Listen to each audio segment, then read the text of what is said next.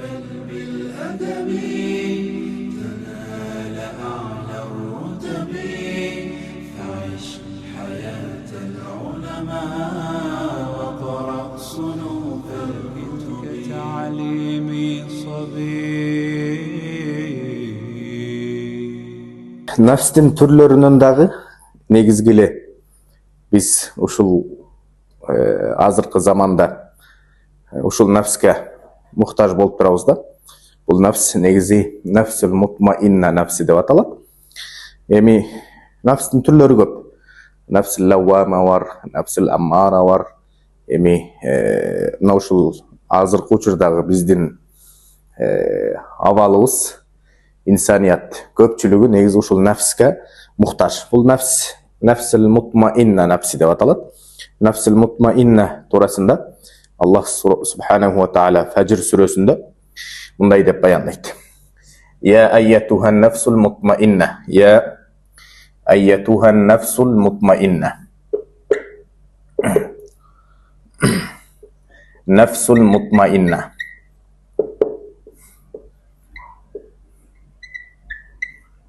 Ya eyyetühen nefsul mutmainna dep Allah subhanahu wa ta'ala bul mutmainna em tınçlık tapkan nafsta em bul nefsul mutmainnanın dağı özünün belgileri var.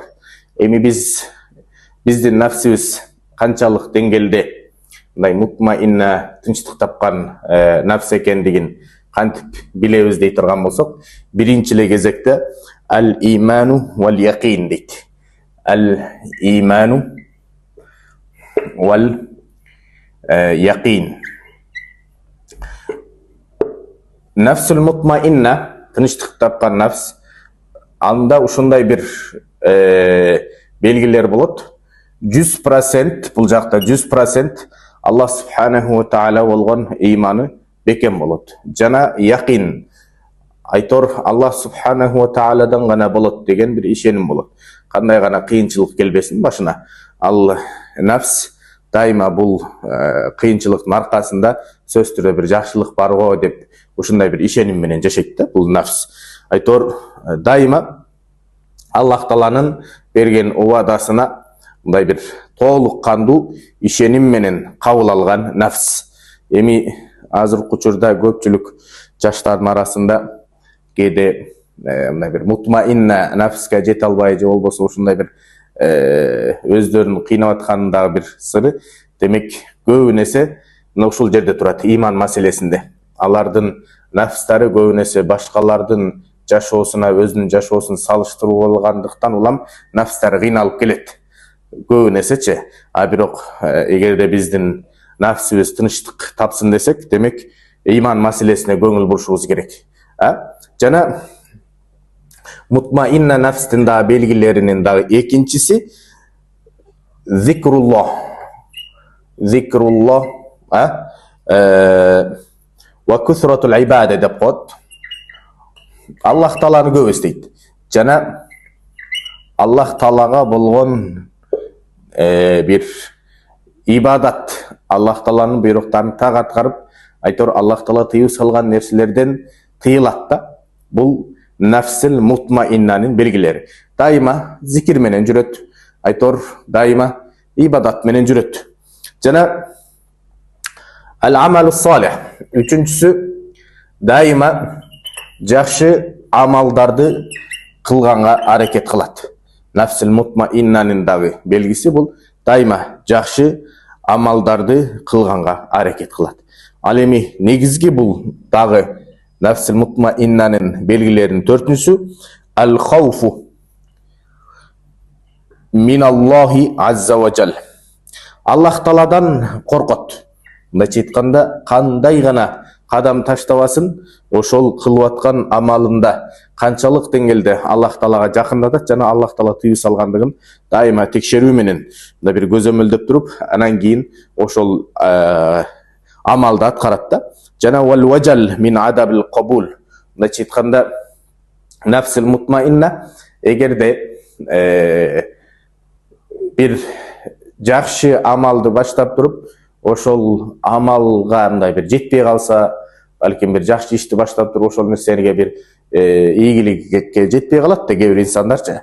Ошол учурда бул нафсул мутмаинна Аллах Таалага жалбарып, Аллахым мага ушундай бир бул жакшылыкты эгерде мага насип кылган болсоң, мага ушул жакшылыкты ыйгаргын.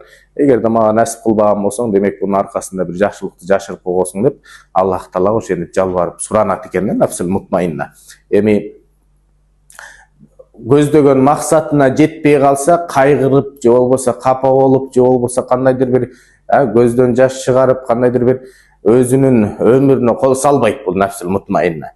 Эгерде ошол бир көздөгөн максатына 2 жылдап, 3 жылдап мээнет кылып, эмгек кылып, ошол нерсеге ийгиликке жетпей калса, демек Аллахым бунун аркасында дагы мага бир жакшылыкты жашырып коюптур дегендей бир үмүт менен айтор Аллах Тааланын жакшылыгынан үмүтүн үзбөйт да.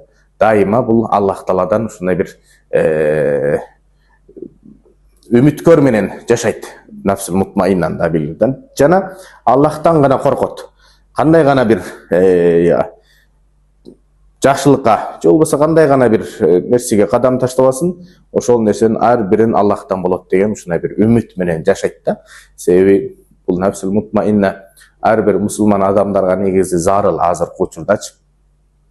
Мисалы пайгамбарыбыздын доорунда деле мисалы кээ бир соодагерлер болгон. Мисалы соодасы бир артка кетип, же болбосо банкрот болуп кала турган болсо, мисалы ошол